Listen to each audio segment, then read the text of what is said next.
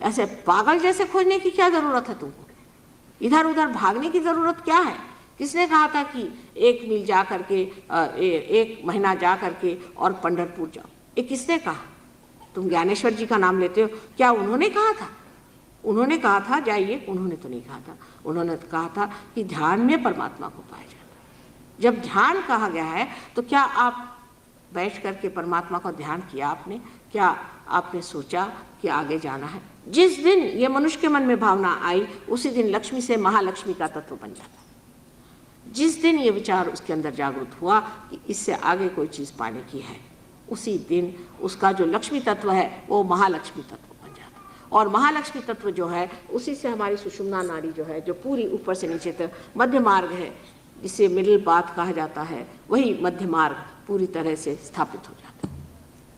उस मध्य मार्ग में जो शक्ति है वो इस वक्त सीमित है, लेकिन नज़र आपकी ऊंची हो जाती, नज़र आपकी ऊंची हो जाती। धीरे धीरे ये बाह्य की उपकरण और ये जो आंदोलन है ये सब खत्म हो करके इंसान उस दिशा की ओर बढ़ता है जिधर उसे बढ़ना है।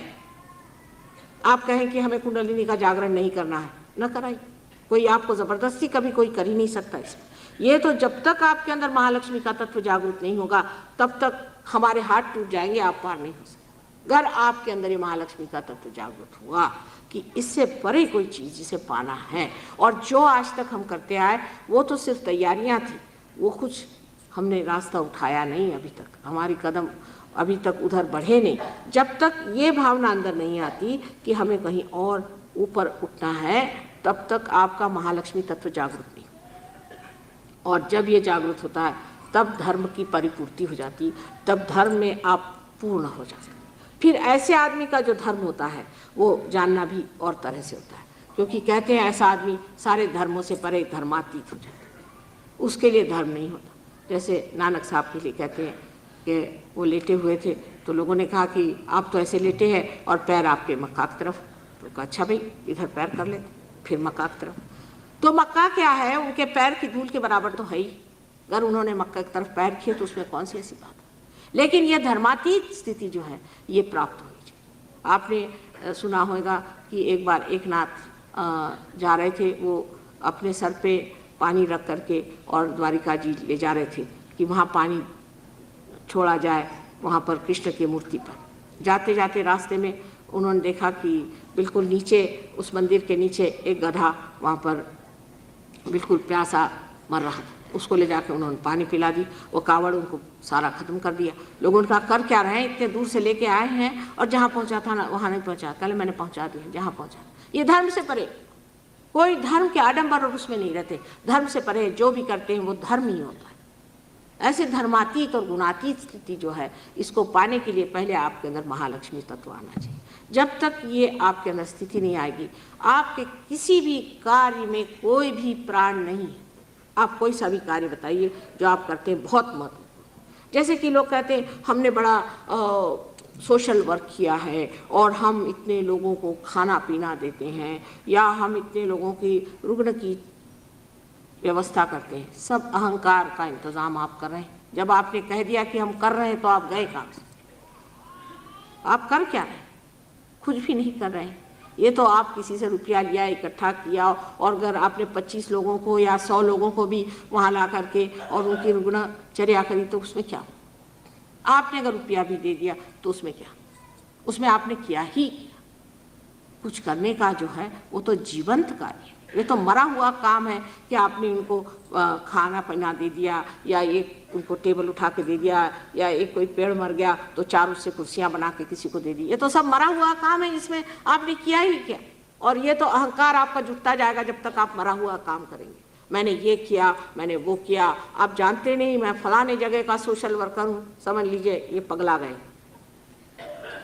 या मैंने ये देश का कार्य किया, मैंने वो कार्य किया। ये जिसने कह दिया उसको आप समझ लीजिए कि इनको अभी तक कुछ भी खबर नहीं है कि जनरॉसिटी क्या होती है, उदार चरित्र क्या होता है। उदार चरित्र जो होता है वो देता है इस तरह की, वो जानता ही नहीं वो देता है। इस हाथ से देता है, वो हाथ जानता नहीं कि क्या है।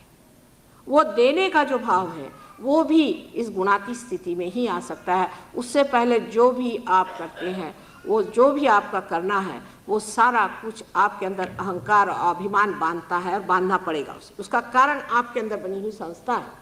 ये जो राइट साइड में आप पीले रंग की चीज़ देख रहे हैं जिससे आपको पित्त होता है, इसे पिंगला नाड़ी कहते हैं। जैसे कि इस पिंगला नाड़ी से आप ये कार्य करते हैं, कोई सा भी कार्य आप करते हैं जो आपकी क्रिया शक्ति वो पिंगला नाड़ी से बहती है। इस पिंगला नाड़ी के कार्य से आपके अंदर जो ऊपर पीली चीज़ जो दिखाई दे रही है ये अहंकार है, ये उसका समझ लीजिए धुआं है, उसका बाय प्रोडक्ट वहाँ इकट्ठा होता है। तो आप ये कहें कि नहीं मैं तो जो भी काम करता हूँ माता जी मैं तो परमात्मा के चरणों में रखता हूँ, ये आप अपने को भुलावा में रख रहे हैं। क्योंकि आप जो काम कर रहे हैं उससे परे होने के लिए जो स्थिति है वो आपके पास नहीं। जैसे कि सूर्य है वो जब प्रकाश देता है तो वो अकर्म में बैठे हुए हैं, वो प्रकाश दे रहे हैं, उनका स्वभाव है इसलिए दे रहे हैं, वो कुछ कर थोड़ी रहे। उनकी स्थिति ऐसी उस गुणातीत स्थिति में वो है जहाँ से वो कर रहे हैं। उसमें कोई उनको ये एहसास थोड़ी कि मैं इनको लाइट दे रहा हूँ या मैं यहाँ पर इस तरह से हर एक पत्ते में हरा रंग भर रहा हूँ, इसको उनको एहसास नहीं। वो तो उनकी स्थिति ऐसी है कि वो दे रहे हैं कर्म में। यही कृष्ण ने जब गीता में कहा तब लोग बहुत बार कहते हैं कि कर्मण्य वाधिकारस्ते फलेषु मा कदाचिन तो कह गए, लेकिन जो भी कर्म करो वो उन्होंने कहा मेरे चरणों में रखो। अब ये कृष्ण जो है सीधी बात तो करेंगे नहीं क्योंकि जानते इंसान जो है उसकी टेढ़ी खोपड़ी है, तो टेढ़ी तरह से उन्होंने बात करी कि भाई जो भी काम करो परमात्मा पे छोड़ो, वो हो ही नहीं सकता। उनकी डिप्लोमेसी है ना, वो जानते हैं बाप का काम है तो सीधे नहीं बताएंगे, क्योंकि सीधे बताने में इंसान कभी नहीं समझेगा। इसकी उल्टी खोपड़ी इसको उल्टी तरह से बताओ कि जो भी काम करे परमात्मा पे छोड़। अब जब इंसान ये सोचता है कि मैं जो भी काम कर रहा हूँ परमात्मा पे छोड़ रहा हूँ, वो बड़े गलत फहमी में है।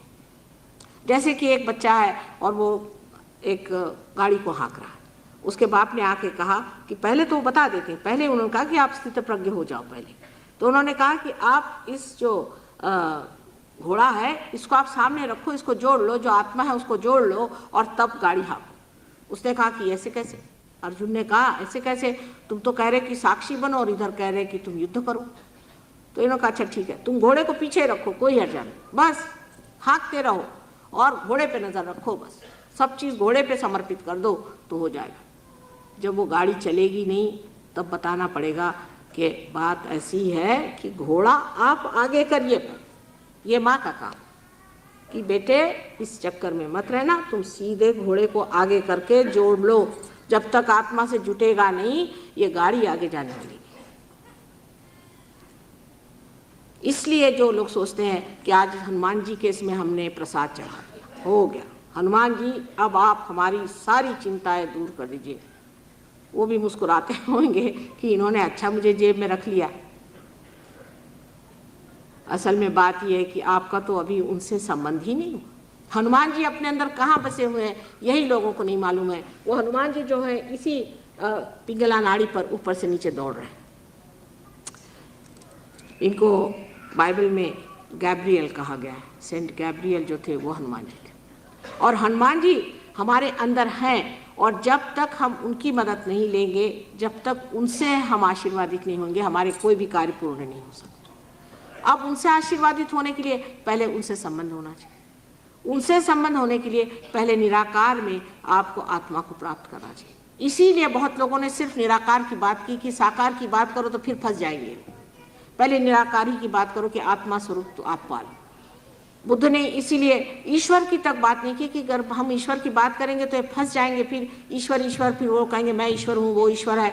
इस झगड़े में पड़ने से पहले ये है कि इनको निराकार ही की बात करो कि तुम अपना सिर्फ आत्म साक्षात्कार पालो, फिर आगे बोलो। इसलिए उनको बहुत लोग कहते हैं कि वो एक चीज थे, परमात्मा में विश्वास नहीं। ये तो इंसान की बुद्धि उल्टी है ना। उन्होंने जाना कि इंसान किस हद तक है कि उससे यही बात की भाई पहले तुम आत्म साक्षात्कार ले लो फिर आगे की बात करो। चाहे जो भी हालत हो, आज ऐसी हालत है कि आप एक क्षण में पार हो सकते, इसमें कोई शक नहीं। ये आपका भविष्य, यह आपका असली भविष्य है कि आप एक क्षण में पार हो जाते हैं। लेकिन इसमें फिर आपका अहंकार कहाँ जाता है, ये सवाल खड़ा होता है कि माँ फिर अहंकार कहाँ गया। उस वक्त क्या हो जाता है, हमारे अंदर जो चीज़ घटित होती है वो बड़ी बड़ी कमाल की चीज़ कि जब कुंडलिनी जागरण होता है तो वो हमारे माथे में यहाँ जो आज्ञा चक्र की ये खिड़की है, आप देखिए ऊपर में, उस आज्ञा चक्र में जागृत हो जाती है। जब वहाँ की देवता, जब वो जागृति हो जाती, महालक्ष्मी है वहाँ बैठी, जैसे ही वो जागृत हो जाती है तो वो सारा की सारा आपका अहंकार और आपका प्रतिहंकार माने जो कंडीशनिंग है वो सारा खींच लेगा।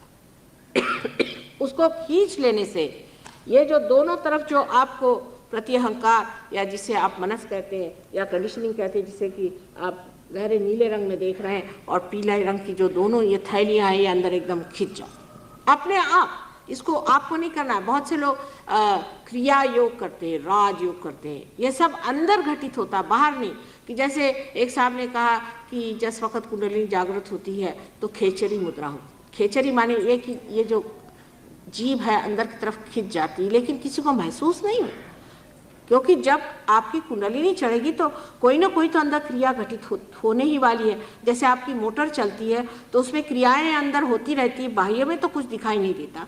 इसी प्रकार ये भी क्रिया कुंडलिनी की जब चढ़ती है तो ये सब चीज़ें आपके अंदर, जैसे आपकी पचन क्रिया आदि अपने आप होती है, उसी प्रकार ये सब क्रियाएँ होती हैं, बंध आदि। लेकिन वो कोई कहे कि मैं जीभ काट के, एक साहब ने किया हुआ है ऐसे ही, वहाँ क्रिया योग जो अमेरिका में है, वो जीभ काट करके उसको पीछे मोड़ करके यहाँ गले में दबा करके और कहे खेचड़ी हो गई। और बहुत से लोग वहाँ ऐसे जीभ लटकाए हुए कुत्ते जैसे घूमते, बात भी नहीं कर सकते। पहले क्या ये कह क्रिया योगी, बताइए आप, क्रिया योगी हो कि क्रिया ही खत्म कर दी मुँह की।